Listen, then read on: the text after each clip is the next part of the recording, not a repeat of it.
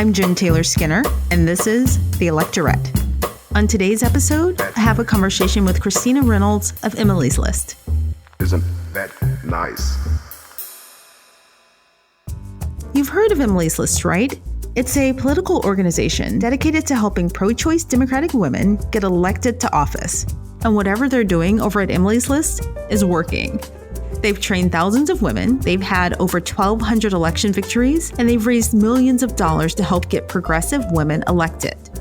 And many of those victories, the victories that we had during the midterms, the midterms where we elected a historic number of women to the House, many of those women were endorsed or trained by Emily's List, like Abigail Spanberger or Lucy McBath and Sharice Davids. And if you're not familiar with the three congresswomen I've just mentioned, you will be soon. They are powerhouses, and they're driven, and they're poised to do great things in Congress. So not only was the midterms a historic time for women, but the presidential primaries so far are also going to be history-making. All three top-tier presidential candidates seeking the Democratic nomination for president are women. And this has never happened before. And who better to talk to about this historic time for women but Emily's List, or rather Christina Reynolds, the Vice President of Communications for Emily's List. But despite this being an exciting time for women in politics, I still have quite a few reservations. Not about the women themselves, but about what they're up against. Will the media stop asking whether they're likable or not? Or will people stop evaluating them on their shoes or their voices or their pantsuits? And you know what? I'm excited, but I'm also a nervous wreck. Christina is here, thankfully, to talk me down from the ledge. She's optimistic about 2020, and she's also optimistic about upcoming Senate and congressional races. Here's Christina explaining why at Emily's List they prefer to think of the midterm victories and the energy on the left as a sea change versus just a wave. Continues, right. The interesting thing, you use the word, the pink wave, the blue wave, whatever it is. One thing that we like to say here is we think this is not a wave, this is a sea change. We are looking at a fundamental change in politics where the women running where we look at candidates as not just a man in a suit, we look at candidates as women. We look at candidates as any gender, and women are part of that, and women do great work, and we know that in office, women reach across the aisle more. They tend to get more done. They pass more bills. And they're often covering issues that truly matter to families. And that's something that we could not be more excited about seeing these women take that experience into the presidential race.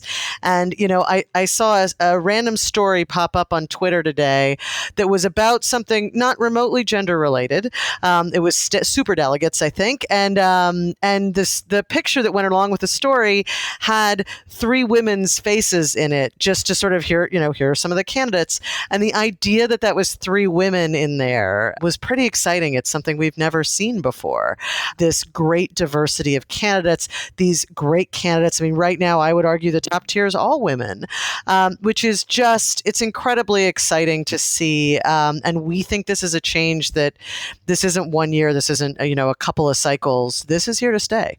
We've analyzed 2016 ad nauseum. We've analyzed what happened with Hillary from every angle. But I still feel like we have all the information, we have the knowledge, but I still feel kind of powerless to stop it or to change anything because I see the same patterns happening right now. So how do we not screw this up again?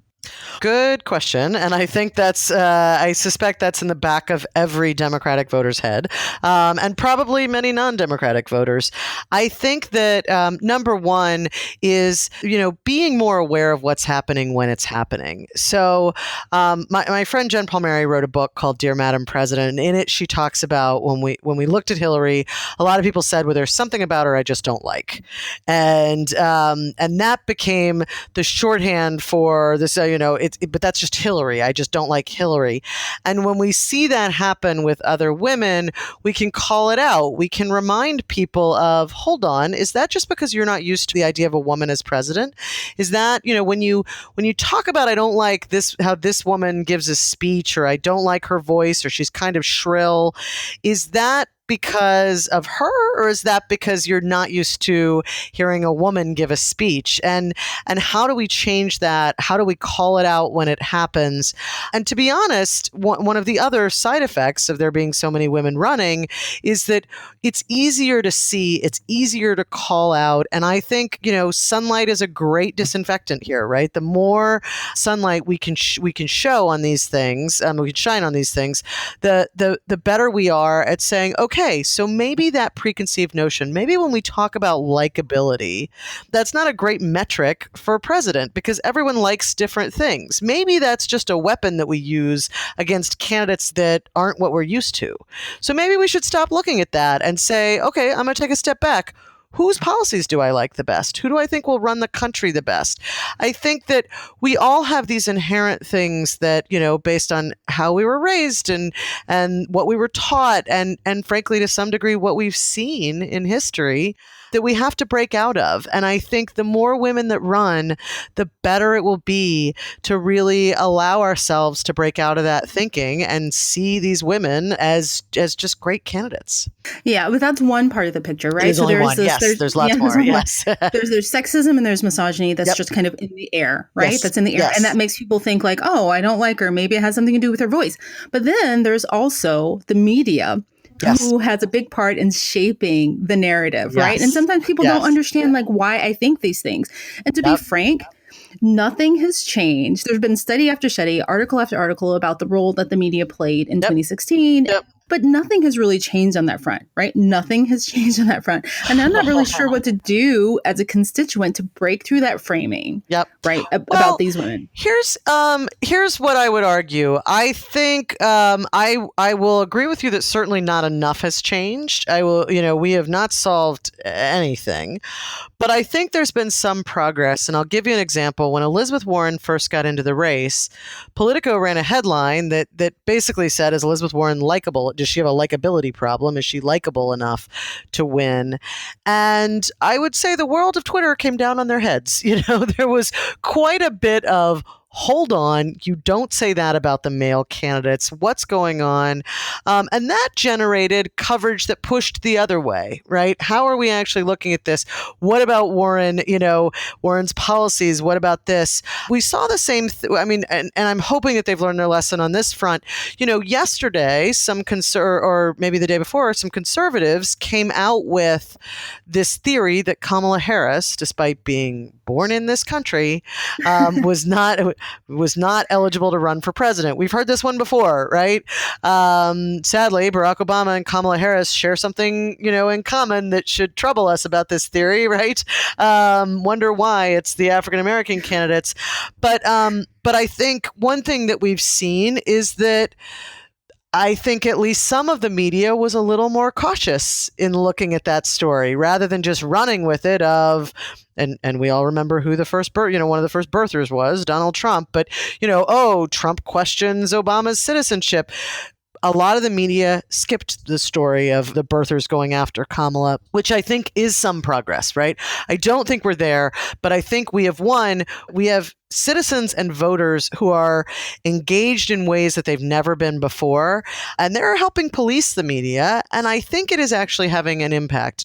You're right, like we're not far enough along, but I do think we're making progress. And I hope and think that will continue the more these women are running and are running great races so far. Yeah, no, you're right. You're right. I mean, the first thing I was going to say, my rebuttal was going to be that, most voters aren't, on social media to the extent that we are, and they aren't steeped in that. Sure. But the fact that journalists do listen to the big voices on social media, and that shapes the so that is helpful. So I agree with you. Right. And what that means is, so if that story gets beaten down enough on social media, then maybe you don't see it on the morning shows, which a lot of voters do watch. Then maybe you don't see it on the nightly news, which and so you've done something good with social media, which you're right. We especially those of us who like to get a little back and forth on Twitter, we forget that most of the world is not there.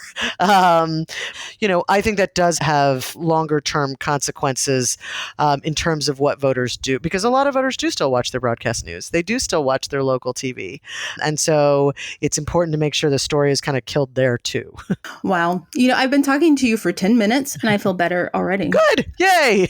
Listen, we just came off a great year and we're looking at a great cycle. So good. I hope so.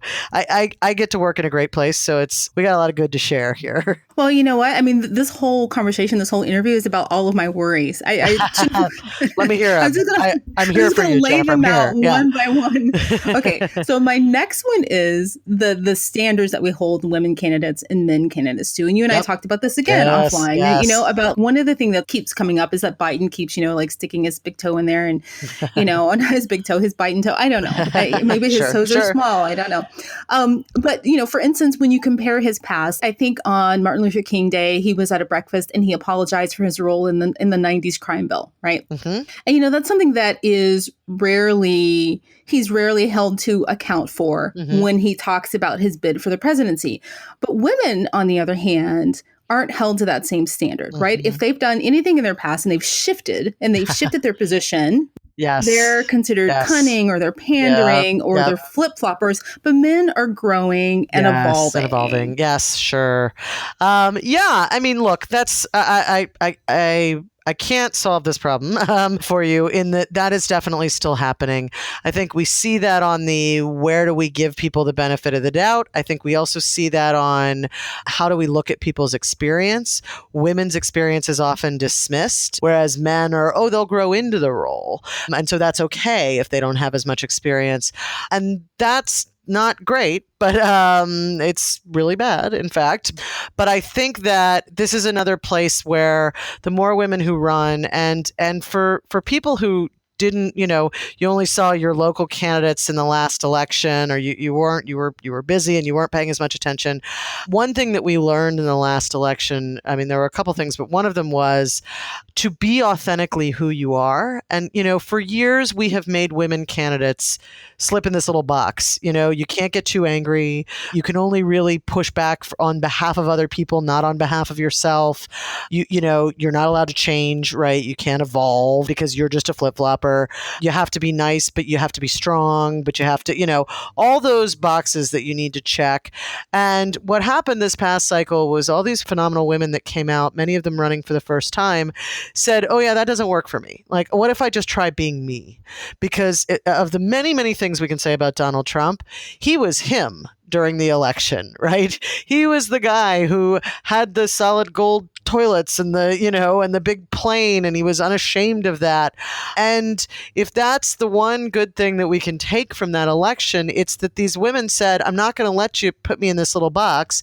I'm going to be who I am. And so when people came at Stacey Abrams and said, you have a lot of debt, that's a deal killer, you can't be governor. And she said, I went to some expensive colleges and I have student loans. That makes me understand the voters, and I help my family out. And that's something that so many voters can understand. And they were unapologetic about it.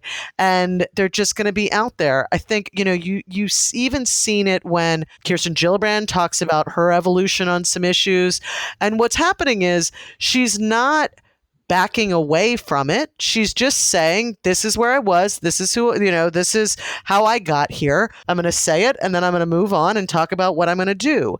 You saw Elizabeth Warren when she got hit with the, I don't know about her drinking a beer after her first day. My attitude was, you had a good lunch, have your beer, sister, right? Good for you. But people, I don't know if that's authentic. And so her attitude was like, I'm going to make a joke of it the next day.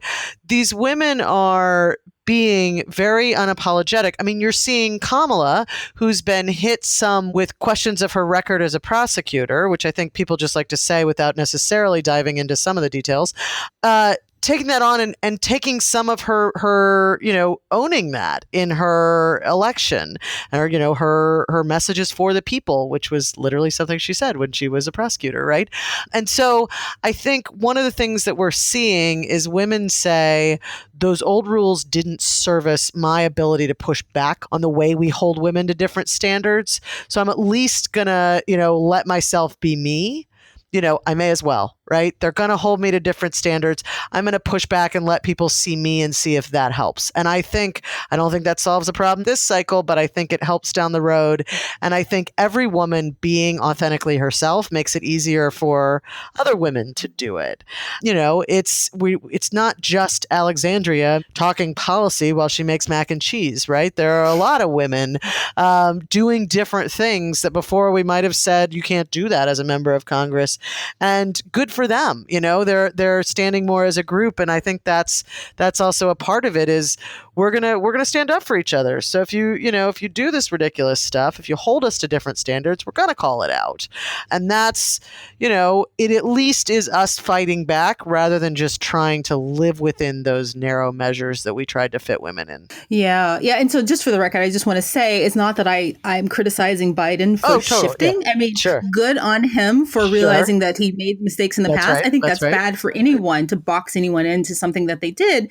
I think it's important to look at the overall arc of a person's career, right? Totally. So, well, and if someone hadn't changed their mind on anything in how long has Biden been in office, I would kind of wonder about whether they were open to new ideas. So yeah, but you're the way you framed it was exactly right. We see that a lot, and this is why we also look at how the media talks about things. They use the word cunning with women. They use the word evolving with men, right? Like that's not okay.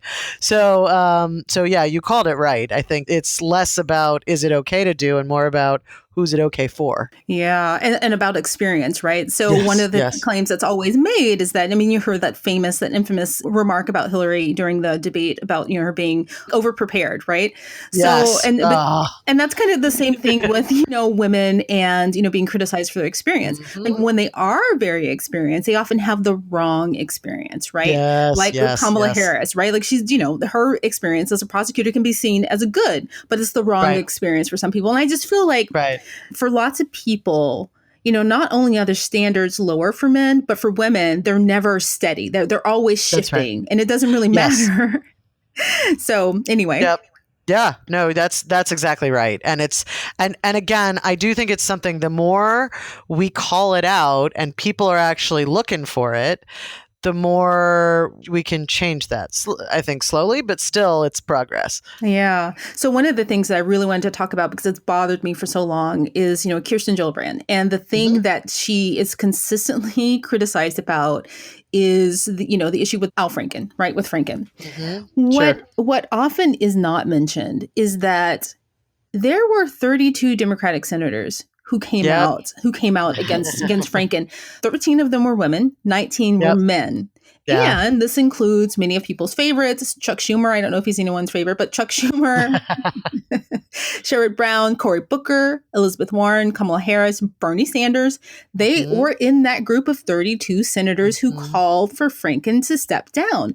And it just speaks to this pattern that I see often in politics of women being blamed for men's mistakes or men's missteps. Yeah, it's pretty remarkable. I remember a graphic when that happened where I walked by and there was a graphic up on screen of all the women, Democratic women in the Senate with, they'd put an X by their name if they'd called for whatever the thing was, but they were only counting the women. And I thought, isn't that interesting that this is only an issue for women to answer, right? Like it's, we've seen it, and I think you saw it a lot with the various Me Too things where, there was criticism of Harvey Weinstein's wife, right?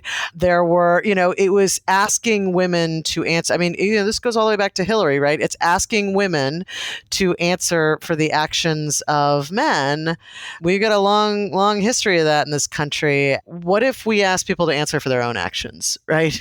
And what if we stopped doing that? I think we would all be in a better place to take a look at the idea that yes, this was a conversation that needed to happen, that this was a decision that Al Franken made to resign, but let's talk about the important issues around it, right? Let's talk about things that Gillibrand and others raise, things like how we deal with sexual harassment harassment from Congress, how we deal with it in workplaces, particularly in places where women do not hold a lot of power, and their employers hold a lot. And, there are some really important issues here. And instead, we're fighting a fight over something that, as you point out, over one woman out of the 32 who said this. Save on Cox Internet when you add Cox Mobile and get fiber-powered internet at home and unbeatable 5G reliability on the go.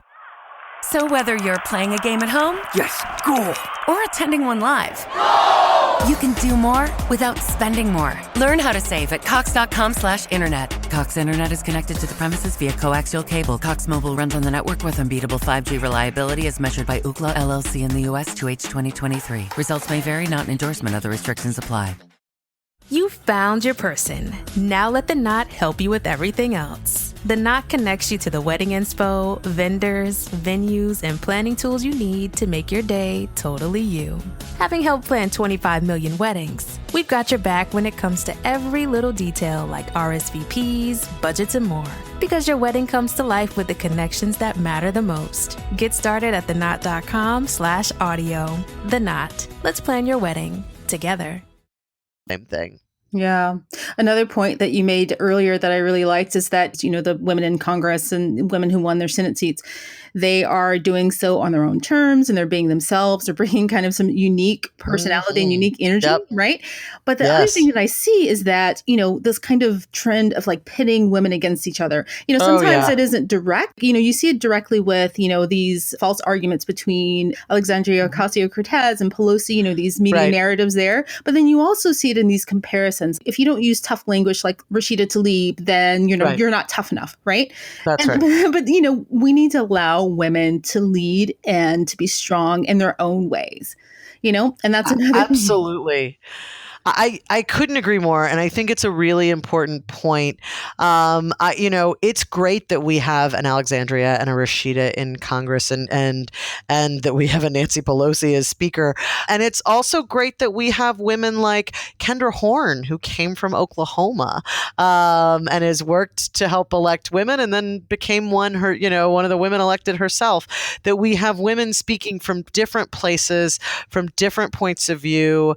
At Emily's list, we were very proud to have been behind. For example, you look at Kansas, right? Not a blue state by any stretch of the imagination.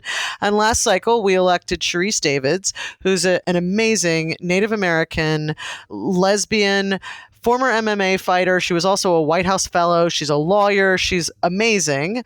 And Laura Kelly, who was a state senator, is older than Sharice, has been in politics and is very different from Sharice. Same state elected them both, and they're gonna both do great things, and they work really well together, which is lovely.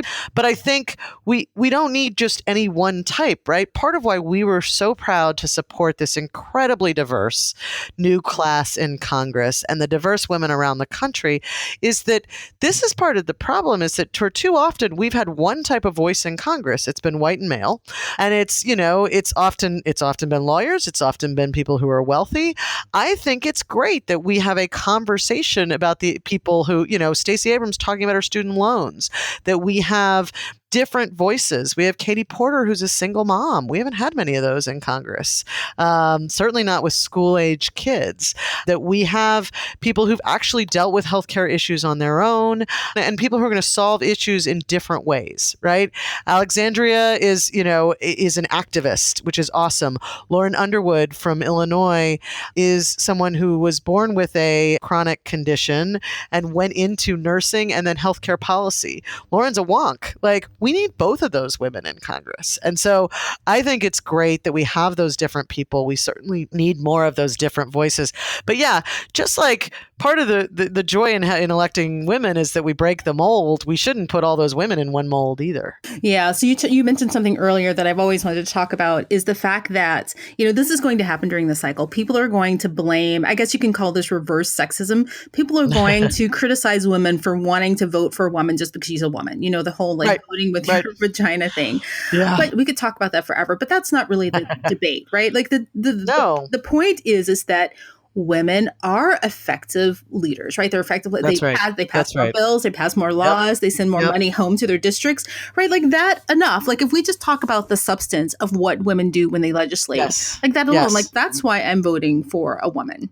Yeah, and I'm going to tell you that having gotten to watch and meet many of these women and work with them, we also, like as an organization that works to elect pro-choice Democratic women, we weren't with these women just because they were women. We were with them because they were women who were awesome candidates. And so, I think there is something to the idea that we're not saying just put any woman in there, it's fine. We're saying women have been doing the work for a long time. And what's great is that recently they've started raising their hand and running for office. And so, just like you look at the presidential, you've got a bunch of great women to choose from if you decide, okay, I think I'd like to have a woman, but I've got some great candidates. So yeah, I think one, what we're seeing is these women have spent their careers, however long those careers are, but have spent their lives rolling up their sleeves and doing awesome things in their community. And so we're lucky to have them, but we're not just happy because they're women. We're happy because of the experience that they bring, because of the voice that they bring, and because we know they're going to get a lot done because we watch them do it on the campaign trail. Yeah, the thing is I think that people are incredulous because it doesn't make sense that women would pass more bills. Like it just doesn't make sense. Like why would women pass more bills? But there's actually because we work hard. Yeah, well, there's a study about that, and I wish I could cite the study, and I can't remember what university did this, but it's linked to the idea that these women who run for office, first of all, they're ambitious generally, right? Mm-hmm. And the fact that they've probably dealt with sexism and misogyny on their climb up professionally, that makes them kind of, anxious about proving themselves. And so they get better. They get better at legislating. They get better at what they do. So once they are in office, they are more prolific. Absolutely. I mean, I think, you look at these women and we have a number of women who are veterans. Those are definitely tough fields. we've got a couple CIA agents. We've got people who were at different departments. We have the woman who, for example, ran the auto task force for Barack Obama in the early days of the administration when the auto industry in the United States that needed saving. She's gone through some stuff, right? She's worked hard. We have women who have done amazing things. So yeah, they're going to get in Congress and be like, okay, one, I know how to build coalitions. I know how to work with other people, and I'm here to get things done. It's the other interesting thing is that when you ask people why they're running for office, men have a plurality of reasons. Some of it is, it's the next step. I want to go on to higher office. Women, what it comes down to for women is I want to solve a problem. And that is a motivation that I think allows you to just get more done. You're just going to cut through it and get something done there. And it's really powerful to watch. We're so excited. I mean, there have only been two women now, Alexandria and Abby Finkenauer, who've been elected in their 20s in the history of the United States. Over 100 men in their 20s have been elected. Surprise, surprise.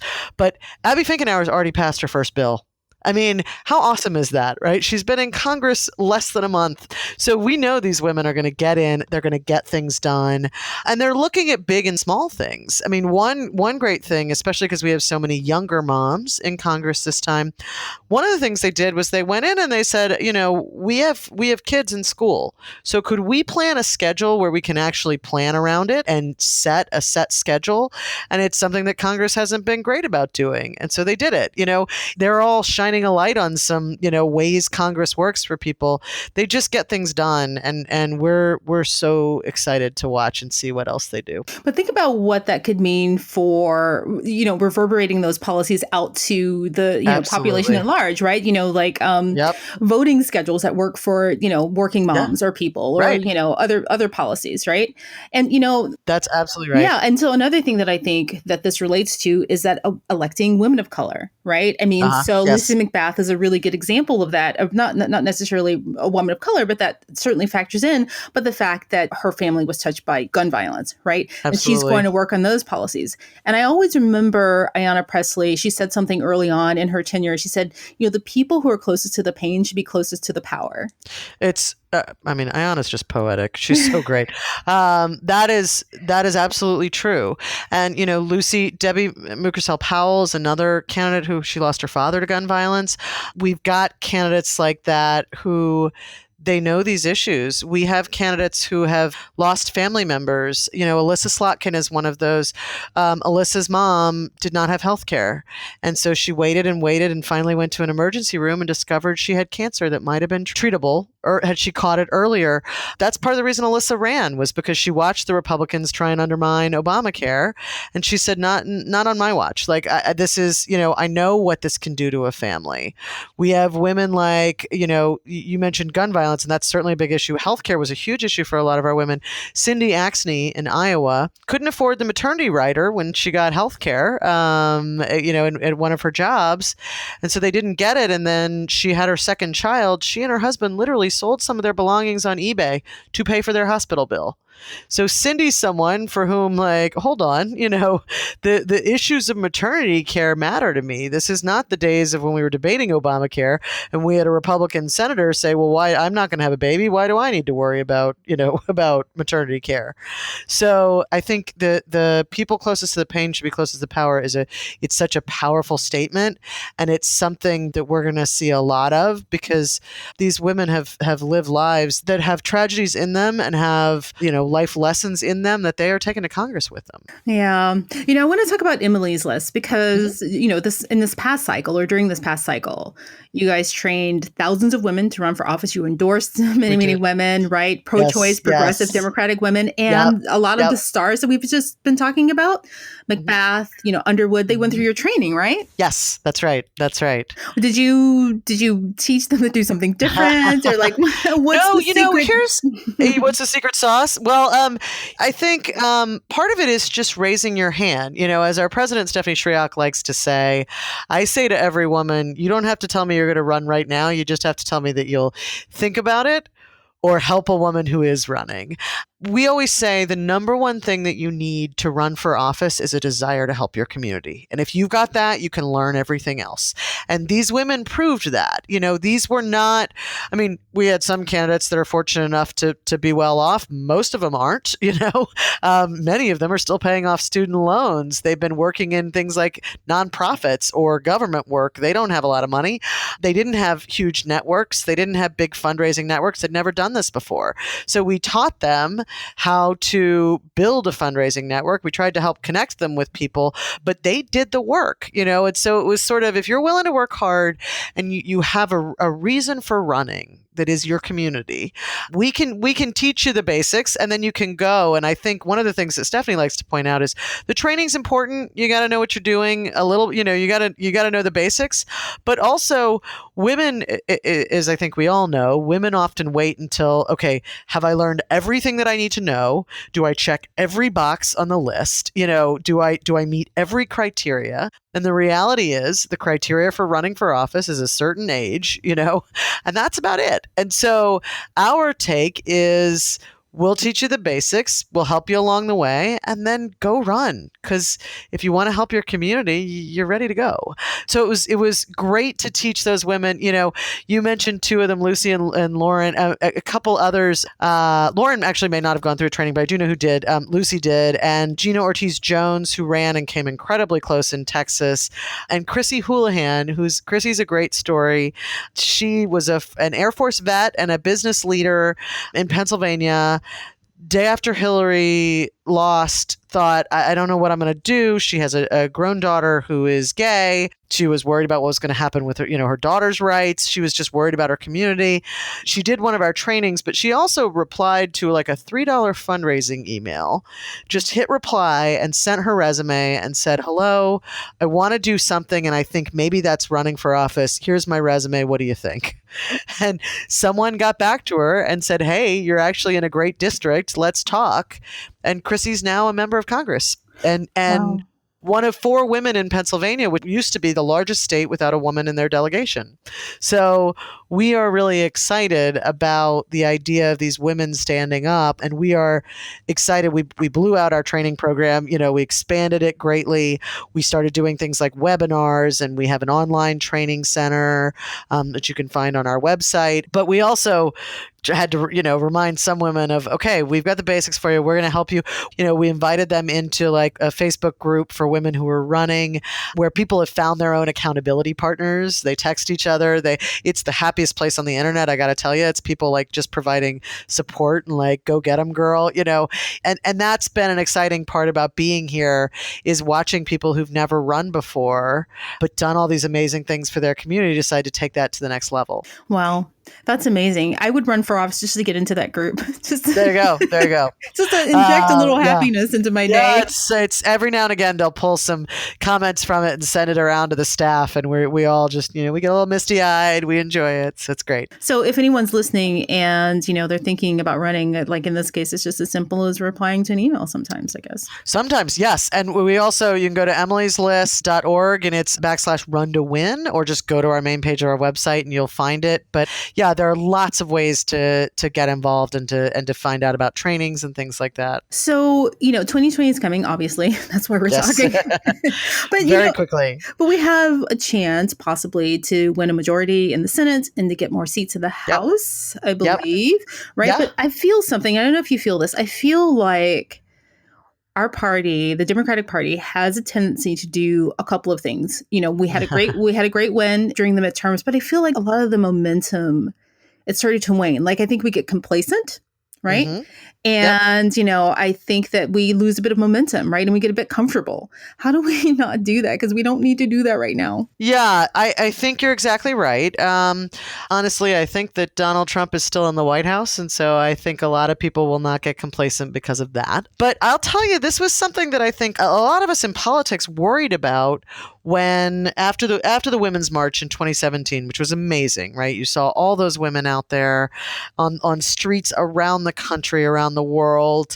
And I thought, this is awesome, but will you stick with it? Will you still be here in 2 years? And what we learned was, yes, they would. And along the way, they would make phone calls. They would start local groups, and so in some cases, national groups. They would give money, and women donors increased significantly. And that's not, when I say women donors, I don't mean the big dollar donors, although those are great too. We love them. I mean the $5 here and there, which totally makes a difference and is really, when you think about it, how we would love for politics to be run by citizens being able to participate, and not just the very wealthy. So we had, all those things. We kept waiting for the drop off, and the drop off never came. And people were still engaged. And I'll tell you, one of the greatest things that I think we have, and as a Democrat, I'm really excited about, is this Democratic primary. I think it's going to be a phenomenal opportunity to see some of the best that our party has to offer, to see a great debate. I mean, I've been a Democrat a long time. I believe that my party's nomination and the nomination to go up against this guy and beat him is a really important thing. It's a thing that should be worth a fight. And so I look forward to that fight. I hope it doesn't get nasty, but a debate about the issues, a debate about what's best for this country, I think is just going to keep voters engaged, because there's a lot to like about what's out there in the Democratic primary these days. So this is the primary year, and it's going to be, I know you're optimistic and you're fueling me, but you know what? I'm scared. I'm tired already. What do you got? I'm tired already, right? And because, this primary is going to be like, when do we typically name the nominee? Is it usually like probably spring of next year, maybe? It may go all the way. It may go further. It may go to June, although a lot of states are moving their primaries up. But, it may go to June, which, by the way, it did last cycle. It did in 2008 as well. And, we came back together. So it could go for a while. And yeah, there will be moments that it'll be tough. But I think that it's going to be a great thing. It's also going to be a great thing to every now and again drive Donald Trump off the news and have it be about us. I am optimistic. I will say, and it's worth noting, there's a lot of bad things happening in this country right now. We have 800,000 people plus countless contractors and people who live off those people, are just facing their second paycheck where they've been working for nothing. We have, we still have children at the border in cages. We still have gun violence happening around the country. We have states jeopardizing our, reproductive rights and all sorts of rights all around the country.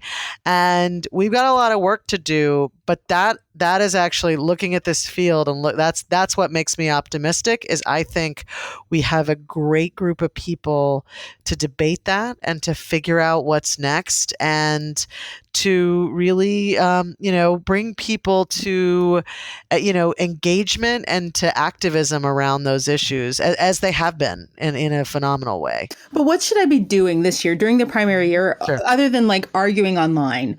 How should I be? That's a good way to get out some stress. But so I would say there are a number of things. One, in the midst of the presidential primary, there are, as you mentioned, also going to be Senate races, House races, state legislative races, which are incredibly important, governor's races.